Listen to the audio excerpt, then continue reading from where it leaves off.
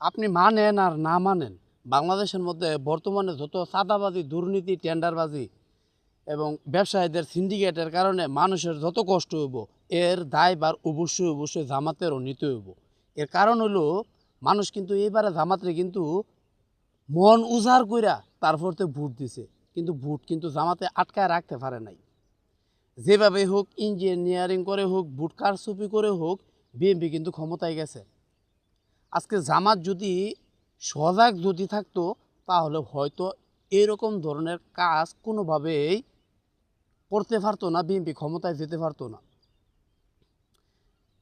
দেখেন, পিরোজপুরে আল্লামা সাইদি সাহেবের ছেলে ৭০ ভোটে পরাজিত হয়েছে, গোলাম পড়ুয়ার ২০০০ ভোটে পরাজিত হয়েছে।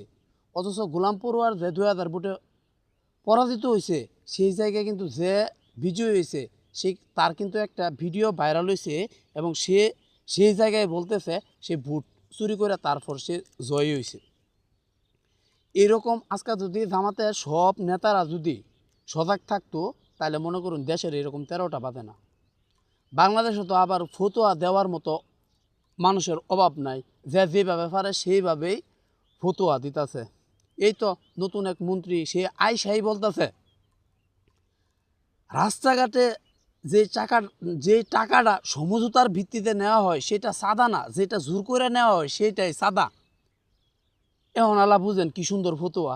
আর কিছু কিছু তো মনে করুন ফতোয়া বাস্তু আছে, জামাত শিবির রাজাকার, তারা দেশের ভালো চানা, দেশের উন্নয়ন চানা, দেশের উন্নয়ন চা, যারা মুক্তিযোদ্ধা করছে দেশের পক্ষের শক্তি তারাই চা। অথচ তারাই কিন্তু বাংলাদেশের ১৩টা বাজা দুর্নীতি কইরা, চাঁদাবাজি কইরা, বিদেশ টাকা পাচার করে, তারপর তো মানুষের কষ্ট দেয়, ঋণ খেলাফি, তারাই দেশের বালা।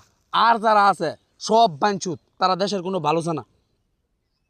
আজকে অবশ্যই অবশ্যই জামাত শিবিরে এখন মন চাইতেছে ইচ্ছা মতো না গালিগালাজ করবার লাগিয়া, শুধুমাত্র রোজার কারণে পারতেছে না গালিগালাজ করবার লাগিয়া। আজকে বিএনপি এই সুযোগটা পাইছে তাদের দুর্বলতার কারণে। আপনারা যদি তাদেরকে এই সুযোগটা না দিতেন, এই জামাত শিবিরের ভাইয়েরা, নেতাকর্মীরা, তাহলে আজকে বিএনপি এই সুযোগটা পায় না।